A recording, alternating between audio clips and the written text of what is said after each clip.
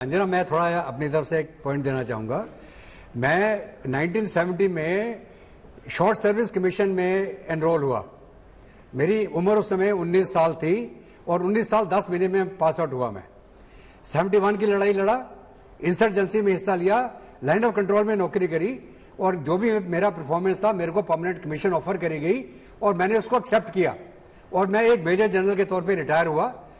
Gallantry awards मिले और भी अवार्ड्स मिले। तो मेरा कहने का मतलब यह है कि अगर 5 साल का एक यंग मैन अगर उस समय 1 साल की नौकरी में 71 वॉर में हिस्सा ले सकता था, अपने ट्रुप्स को लीड कर सकता था अटैक और उसको जीत हासिल कर सकता था, तो ये जो हम बात कर रहे हैं 4 साल कम है तो ठीक है, 5 साल कर सकते हैं आप। लेकिन मैं ये बोल रहा हूं कि 100 आदमी में से 25 आदमी तो ऑब्जॉर्व होंगे।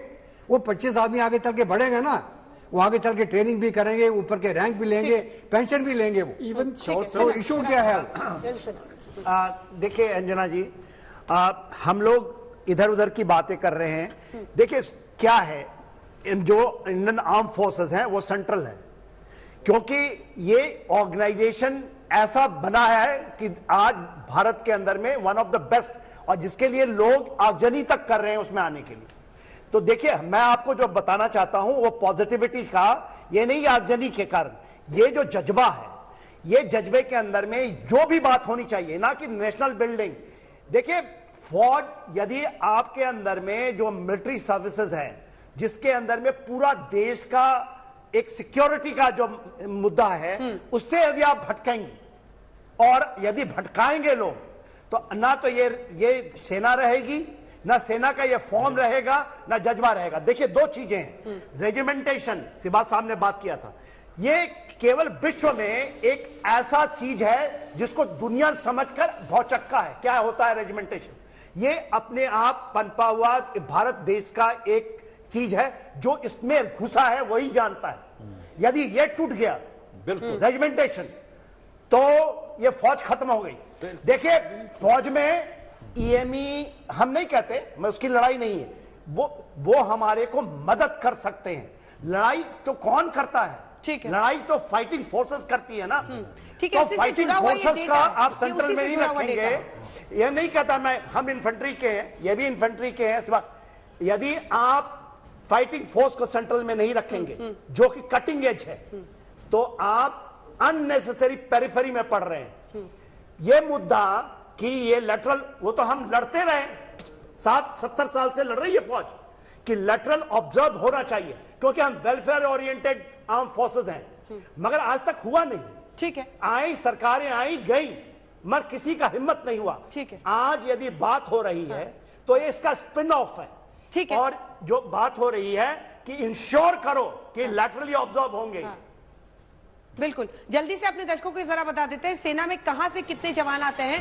तो सबसे ज्यादा 16 उत्तर प्रदेश, माफ कीजिएगा 37 है अन्य राज्यों से, लेकिन उत्तर प्रदेश सबसे ऊपर है 16, जो फीसदी है हम 16% आपको बता रहे हैं। उसके बाद बिहार है, बिहार से 8, राजस्थान से 8%, पश्चिम बंगाल से 7, पंजाब से 7, महाराष्ट्र से 7% है। हम परसेंटेज में आपको नंबर्स बता रहे हैं। हरियाणा से 5%, उत्तराखंड से 5%। तो सेना में सबसे ज्यादा उत्तर प्रदेश से लोग आते हैं, लेकिन बिहार में आप सबसे ज्यादा इस वक्त देख रहे हैं विरोध।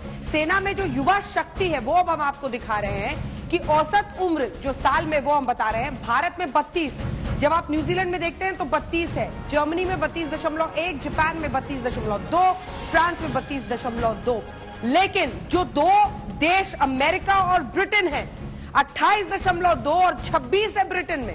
सबसे ज्यादा बेल्जियम में है, देखिए 41.6, कनाडा में 36 और 33.7 ऑस्ट्रेलिया में, और उसी को नीचे लाने के लिए कोशिश हो रही है। जल्दी से जनरल सिवाच, आप उस पर कमेंट करना चाह रहे थे जो उन्होंने बात कही। आप बिल्कुल देखो, सच्चाई है अंजना, ये जो आपने एज बताई, आज की तारीख में हमारी जो एज है, एवरेज एज करीब 32 से 33 है, और वो घट के अगले 10 साल में आ जाएगी आपकी 25-26। ये सच्चाई है।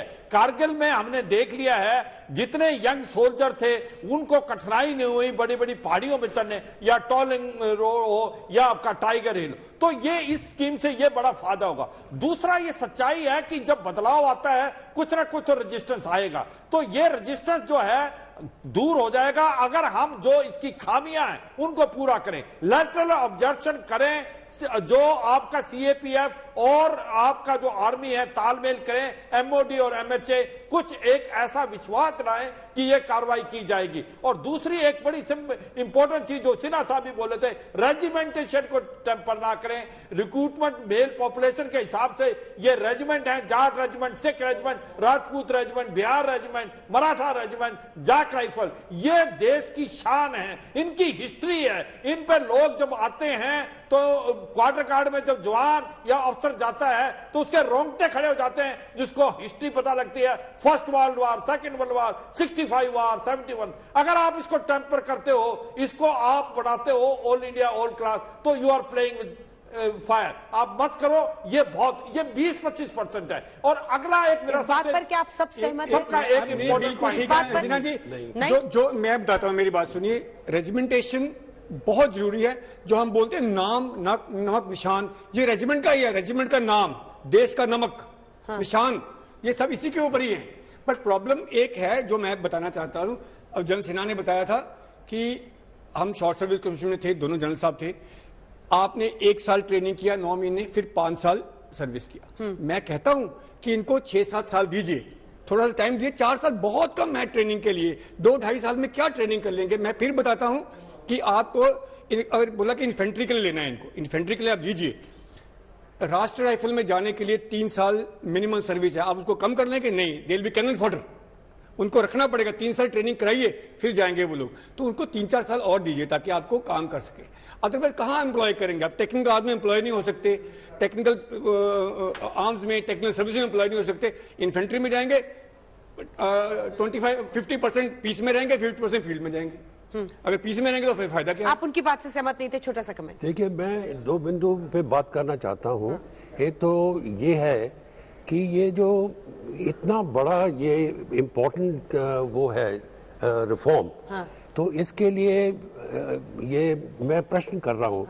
ये नहीं हो सकता था कि पहले सबको साथ लेकर उनसे कंसल्टेशन करके उसके बाद ये करें?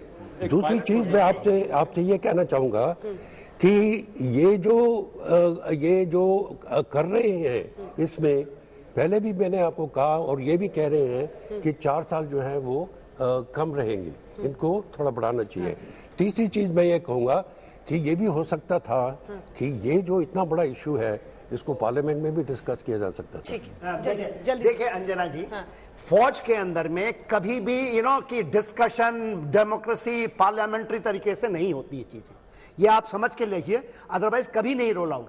राष्ट्रीय राइफल का एग्जांपल देता हूं। राष्ट्रीय राइफल जब आने वाला था तो कहा गया ये फेल्ड है, ये कॉन्सेप्ट ही नहीं चलेगा, ये चल ही नहीं सकता, खिचड़ी फौज है, कुछ नहीं करेगी।